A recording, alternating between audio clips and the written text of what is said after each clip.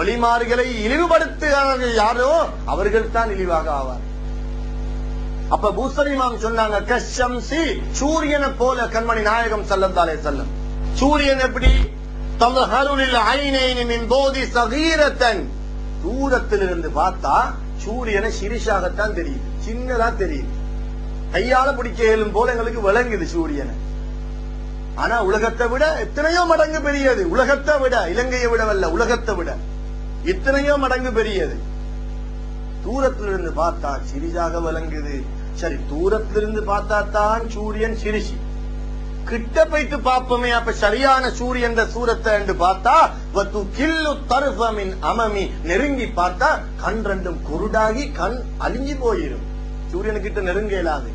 அப்ப சூரியனை பத்தி சரியா அறிஞ்சவர் யாரு? சூரியன் ஹக்கீகத்தை விளங்கியவர் யாரு? தூரத்திலிருந்து பார்த்தா சிரிசி, கிட்ட போயிட்டு பார்த்தா பார்க்க இயலாது. அப்ப சரியான சூரியன் எது? சூரியன் என்றால் என்ன?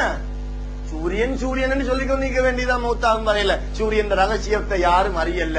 இதே போல அருகில் இருந்த சஹாபாக்களும் அறியல்ல.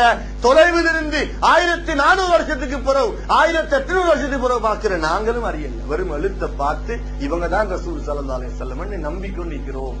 அவங்களோட ஹக்கீகத்து யாருக்கும் தெரியாது. ஆனால் ஓரளவு அறிந்தவர்கள் அபூபக்கர் சித்திக் ரலியல்லாஹு அன்ஹு. அதனாலதான் அவர்களுக்கு இந்த தரஜா. அதனாலதான் உடனே நம்பினார்கள். முத்தகீன்களுக்கெல்லாம் இமாம் அபூபக்கர் சித்திக் ரலியல்லாஹு அன்ஹு. சித்திகீன்களுக்கெல்லாம் இமாம் அபூபக்கர் சித்திக் ரலியல்லாஹு தஆலா அன்ஹு. எனவே கண்மணி நாயகம் ஸல்லல்லாஹு அலைஹி வஸல்லம் அவர்கள் கூட ஒரு தடவை சொன்னார்கள், எல்லா சஹாபாக்களுக்கும், சஹாபாக்கள் என்னோட வச்சிருந்த முஹப்பத்துக்கும் என்னைய பின்பற்றின அளவுக்கும் எனக்காக வேண்டி அவங்களோட குடும்பத்தை தியாகம் செய்து அர்ப்பணிச்ச மாதிரிக்கும் நான் எல்லா சஹாபாக்களுக்கும் நான் தலைக்கு மேலால அளவுக்கு மிச்சமா செஞ்சிட்டேன், அளவுக்கு அதிகமா செஞ்சிட்டேன். ஆனால் அபூபக்கர் சித்திக் ரலியல்லாஹு அன்ஹு எனக்கு செஞ்சிருக்கிற விஷயத்துக்கு அபூபக்கர் ரலியல்லாஹு அன்ஹுக்கு நான் எந்த அளவு செய்யணுமோ அந்த அளவு என்னால செய்ய இயலாமல் போய்விட்டது.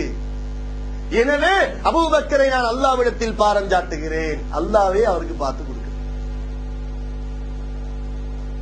இதில் என்ன விளங்குது? அபூபக்கர் ரலியல்லாஹு அன்ஹுக்கு தான் அதிகமாக செஞ்சுட்டு போனாங்க. இல்லாட்டி இப்படி சொல்லணுமா? எல்லா சஹாபாக்களுக்கும் நான் தலைக்கு மேலால் எல்லாம் செஞ்சேன்.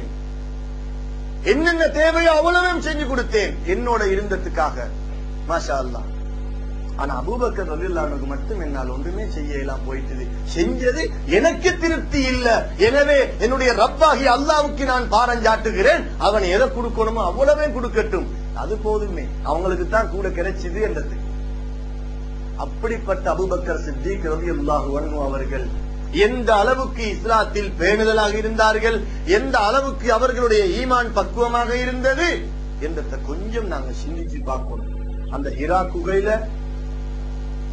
எந்த அளவுக்கு கண்ணியமாக, சௌர் குகையில ஹிஜ்ரத்து போகும் பொழுது கண்மணி நாயகம் ஸல்லல்லாஹு அலைஹி வஸல்லம் அவர்களுக்கு காவல் காக்க வேண்டும் என்பதற்காக போய் நுழைஞ்சாங்க. 2 பேர் உட்காரக்கூடிய குகை அல்ல. அந்த குகையை பார்த்தாலே விளங்கும். பாம்பு, தேள், பூச்சி புழுக்கள் நிறைந்த குகை. அபூஜஹல் போன்ற காவிர்கள் தேடி வருகிறார்கள். இந்த குகையை தவிர வேற எங்கேயும் இவங்களுக்கு போய் ஒலிக்க முடியாது. எனவே இதுக்குள்ளதான் இருப்பாங்க. இன்னும் சில காவிர்கள் இல்ல இதுக்குள்ள பூதியலுமா பாருங்க, புறா முட்டை விட்டு இருக்குது. புறா முட்டையோட இருந்தது. இவங்க பூந்த உடனே செலஞ்சி வலை கட்டினது, புறா வந்து முட்டை விட்டுது. அடுத்த காவிரி சொல்றார், புறா மனிதர்கள் இருக்கிற இடத்துல முட்டை விடுமா? புறா மனிதர்கள் இல்ல இடத்துலதான் முட்டை விடும். எனவே இந்த இடத்துக்கு 4-5 மணித்தியாலமாக எந்த ஒரு மனுஷரும் வந்திருக்க மாட்டாங்க. அத புறா கண்டிருந்தா முட்டை விடாது. புறாக்கே தெரியும் ரசூல் ஸல்லல்லாஹு அலைஹி வஸல்லம் அவர்கள் சாதாரண மனிதர் அல்ல, அதனாலதான் முட்டை விட்டு.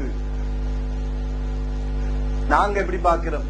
அவங்களோட நபி, அவங்களோட உம்மத்தாக இருந்து கொண்டு, அவங்களோட அவ்வளவு வயது பரக்கத்து ரஹமத்தை எடுத்துக்கொண்டு அவங்கள பத்தி எப்படி பேசுகிறோம்? கியாமத்தினால நாங்க எப்படி அவங்களோட முகத்தை பார்க்க போறோம்?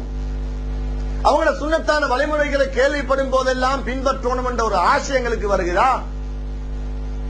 அவங்க எதை செஞ்சா சந்தோஷப்படுவாங்களோ அதை நாங்க செய்கிறோமா? நாங்க எதை செஞ்சா அவங்களுக்கு கவலை வருமோ அதை செய்யாம இருக்கிறோமா? ரசூல் ஸல்லல்லாஹு அலைஹி வஸல்லம் அவங்களுக்கு கவலை வந்தாலும் சந்தோஷம் வந்தாலும் எங்கட மனம் போன போக்கில நாங்க வாழ்ந்து கொண்டிருக்கிறோம். எனவே அபூபக்கர் சித்திக் ரலியல்லாஹு அன்ஹு மடியில கண்மணி நாயகம் ஸல்லல்லாஹு அலைஹி வஸல்லம் அவர்கள் இரவு பூராக விழித்திருந்து ஓடி வந்த அந்த மாய்ச்சலினால் அபூபக்கர் சித்திக் ரலியல்லாஹு அன்ஹு மடியில் அப்படியே அவங்களுக்கு தூக்கம் போயிட்டு படுத்துட்டாங்க. அபூபக்கர் ரலியல்லாஹு அன்ஹு முகத்துக்கு நேர கண்மணி நாயகம் ஸல்லல்லாஹு அலைஹி வஸல்லம் உடைய சங்கையான முகம் இருக்குது. பார்த்து கொண்டே இருக்கிறாங்க. ஒரு பாம்பு, பெண்ணாம் பெரிய ஒரு பாம்பு அந்த குகைக்குள்ள இருந்து ஏதோ ஒரு பொத்தல் அதுக்குள்ளால வந்து தலையை போடுது. அபூபக்கர் சித்திக் ரலியல்லாஹு அன்ஹு என்ன செஞ்சாங்க? அவங்களோட ஜுப்பாவுடைய கையில இருக்கக்கூடிய அந்த ஜுப்பாவை கிழிச்சு அந்த பொத்தல் அப்படியே ரசூல் ஸல்லல்லாஹு அலைஹி வஸல்லம் அவர்கள் எலும்பாம உஷும்பாம அடைச்சு போட்டாங்க. இன்னொரு பொத்தல் அதால வந்து தலையை போடுது, அதையும் அடைச்சாங்க. எத்தனையோ முறையில வந்து பார்த்தது, அது அடைச்சி ஒரே ஒரு பொத்தல், எங்கட பாஷையில ஒரே ஒரு சீல் தான் இருக்குது, அதால வரப்போகுது. அது அபூபக்கர் சித்திக் ரலியல்லாஹு கால், குதிகால், வலது கால்ல குதிகாலுக்கு பக்கத்தாலதான் அது வரணும். ஔரத்தை மறைச்ச இடத்தை விட மற்ற இடத்துல அவங்களோட ஆடை கிடையாது. ரசூல் ஸல்லல்லாஹு அலைஹி வஸல்லம் அவருடைய முன்னிலையில ஔரத்தை மறைச்ச ஔரத்தை வெளியாக்கவும் முடியாது.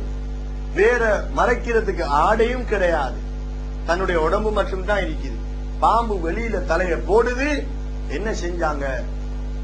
என்னுடைய உயிர் ரசூல் ஸல்லல்லாஹு அலைஹி வஸல்லம் அவர்களுக்காக வேண்டி அர்ப்பணமாகட்டும் என்ற நியத்தோட அவங்கள காலை வச்சாங்க.